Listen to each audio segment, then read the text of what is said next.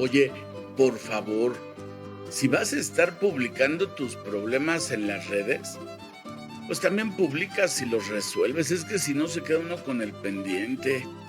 En serio, yo pienso que hay cosas que deben de ser muy tuyas y que si las quieres compartir, se vale porque a otros les sirven como experiencia, como aprendizaje, pero así nada más porque sí.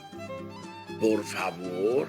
Ahora, si decides de todos modos hacerlo, bueno, pues entonces ahí está la petición, por favor. Si vas a estar publicando tus broncas, tus problemas en las redes, por favor, también publica si los resuelves, si no se queda uno con un pendiente.